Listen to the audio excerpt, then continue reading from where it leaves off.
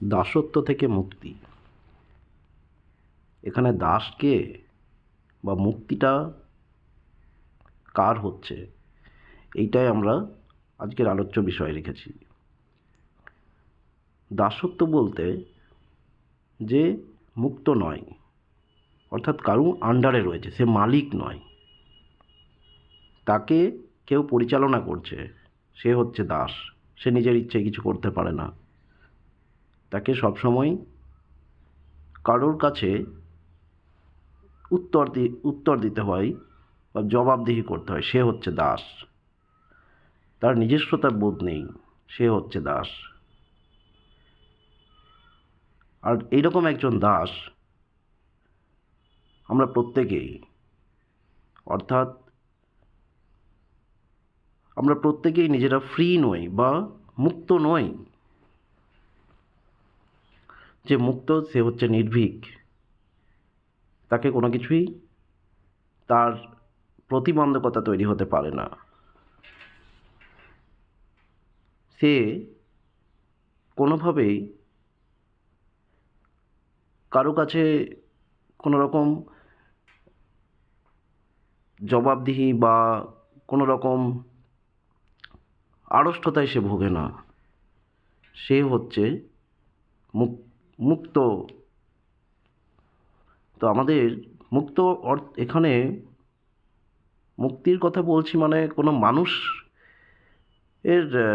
মানুষের যে জীবন, সেইটা নিয়ে আলোচনা করছি। যে তার কারোরই জীবন আমরা মুক্ত বলতে পারি না। এবং আমরা জানি যে যারা মহাজ্ঞানী বা যোগী যারা, তারা মুক্তি লাভের জন্য অনেক কিছু রাস্তা অবলম্বন করেন। জীবনের উদ্দেশ্য হচ্ছে মুক্তি লাভ করা, এই কথাটা আমরা প্রায়ই শুনে থাকি। অর্থাৎ সবাই মুক্তি চায়। কেউ বলে মারা গেলেই মুক্তি। তো সত্যিই কি মারা গেলে মুক্তি, না বেঁচে থাকতে থাকতেই মুক্তি লাভ করা সম্ভব? এটা সেই মুক্তির কথা বলা হচ্ছে। কোনো মানুষের সেরকমভাবে কোনো জীবনের সমস্যা, সেটা থেকে কি করে বেরিয়ে আসছি, সেই জিনিসটার জন্য আমার তো সমাধানের দরকার। যে হ্যাঁ, কোনো একটা সমস্যায় পড়ছি, আর এটার জন্য আমি সমাধান করলাম এবং সেই সমস্যা থেকে আমি মুক্তি লাভ করলাম। কিন্তু এখানে বলা হচ্ছে যে সমস্যাটাই আসছে না, অর্থাৎ সমস্যা যেখানে আসছে সেটা সম্পূর্ণ আমার থেকে আলাদা জায়গায় রয়েছে। অর্থাৎ সমস্যাটা আমার জীবনে নয় অ্যাকচুয়ালি। এইটা যে বোধ, এই বোধটাকে তৈরি করা বা এই বোধটার সত্যতাটাকে যাচাই করাটাই হচ্ছে আজকের বিষয়। তো আমরা জেনে থাকি মুক্তি লাভ করার জন্য কেউ বলে ধ্যান করতে হয়, কেউ বলে বিভিন্ন রকম আধ্যাত্মিক বই পড়লে জীবন থেকে মুক্তি লাভ করা যায়। কেউ বলে মুক্তি লাভ মানে হচ্ছে জীবনের কোনো রকম সমস্যা বা যা কিছুই ঘটছে, যেগুলো আমাদের জীবনে দুঃখ তৈরি করে, সেগুলো থেকে দূরে, সেগুলো থেকে দূরে চলে যাওয়াটাই হচ্ছে মুক্তি। কিন্তু এগুলো কোনোটাই মুক্তি নয়।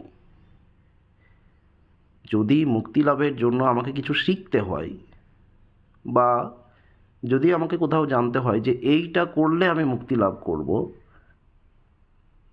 আমি হিমালয়ে 2 বছর ধরে টানা ধ্যান করলে মুক্তি লাভ করব, আমি কোনো বই পড়লে মুক্তি লাভ করব,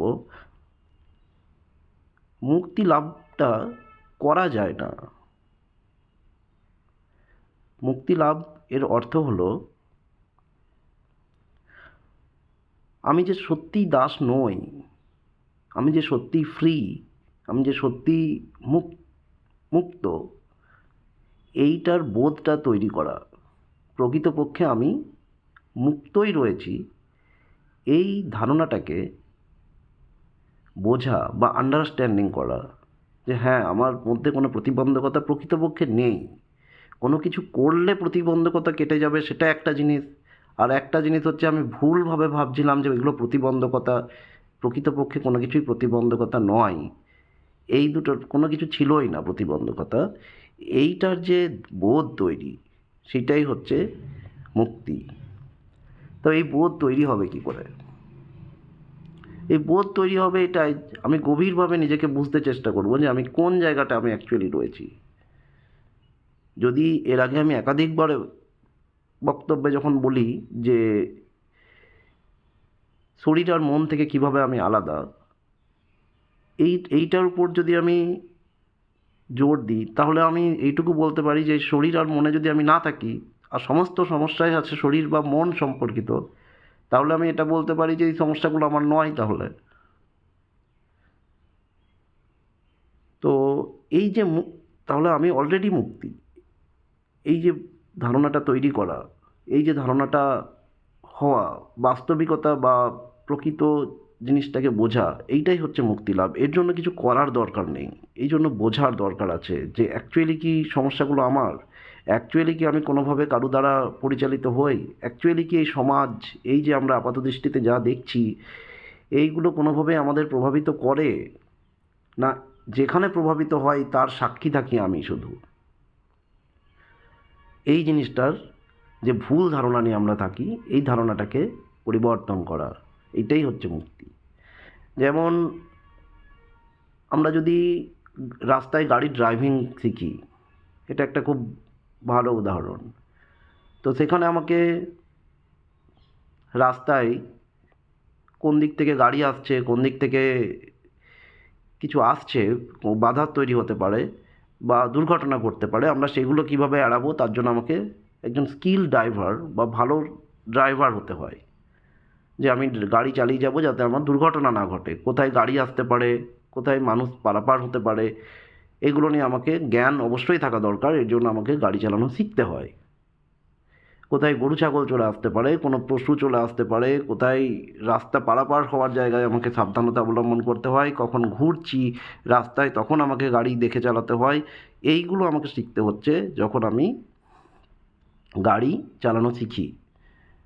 কিন্তু এখানেই যদি আমি বলে থাকি আমি তো চাঁদকেও দেখি, এখন চাঁদকে আমি গাড়ি চালানোর সময় ভাবছি আমি চাঁদ যেন আমার রাস্তায় না চলে আসে, যেন চাঁদটা আমি প্রকৃত মানে আপাতভাবে আমি এটা ভাবছি যে চাঁদ চলে আসতে পারে আমার রাস্তায়, এবং আমি ওই চাঁদকে কীভাবে কাটাবো বা সাইড দেবো, ঠিক আছে, চাঁদের জন্য যেন দুর্ঘটনা না ঘটে, এইটার জন্য আমি শিখছি গাড়ি চালানো। এটা কি সম্ভব? চাঁদ তো আমার রাস্তাতেই নেই, চাঁদ আছে হচ্ছে উপরে। তো এই যে এতক্ষণ ধরে আমরা জীবন সম্পর্কিত যে জিনিসগুলো ভাবি, সেটাতে বারবার ভাবি চাঁদ যেন রাস্তায় আছে, এবং এই চাঁদকে সাইড কাটানোর জন্য আমি হাজারটা রাস্তা খুঁজে বেড়াই, ধ্যান করি, যাই করি আর কি, যে এই উপায় অবলম্বন করার চেষ্টা করি। কিন্তু চাঁদ তো আমার রাস্তাতে নেই, এটা বুঝে যদি যাই, তাহলে আমাকে সেটা নিয়ে জানারই কোনো দরকার হবে না যে সেটাকে কাটাবো কীভাবে। তো সেইটাই হচ্ছে যে জীবন আমাদের যদি মুক্ত আছে, সেইটা যদি বুঝতে পেরে যাই, তাহলে তাকে মুক্তি লাভ করানোর জন্য আর কিছু আমাদের দরকার হবে না। তো তাই এই যে দাসত্ব, অর্থাৎ আমাদের যে ভ্রান্ত ধারণা, সেইখান থেকে বেরিয়ে আসা, এটাই হচ্ছে মুক্তি। এর বেশি মুক্তি বলতে আর কিছু হয় না। আর সেই মুক্ত লাভ যদি একবার করে যাই, তখন মুক্তি লাভ করার পরে আমাদের তারপরে আর সমস্যা বলতে কি, যে সমস্যাই থাকুক না কেন, সেই সমস্যা আমাদের উপর হাবি হতে কোনো দিনই পারবে না। কারণ আপাত অবস্থায় আমাদের সমস্যা তৈরি করতে পারে, কিন্তু আমরা এটুকু জানবো ভেতরে যে এগুলো সমস্ত মিথ্যা, প্রকৃত সত্যতা আমি মুক্ত। তার জন্য তো বারবার বলে আত্মাকে কেউ ভেজানো যায় না জল দিয়ে, পোড়ানো যায় না, অর্থাৎ কোনো কিছুই প্রভাবিত করতে পারে না নিজেকে। তাহলে আর মুক্তি লাভ করতে বাকিটা কি থাকলো? এটাই হচ্ছে মুক্তি। ধন্যবাদ।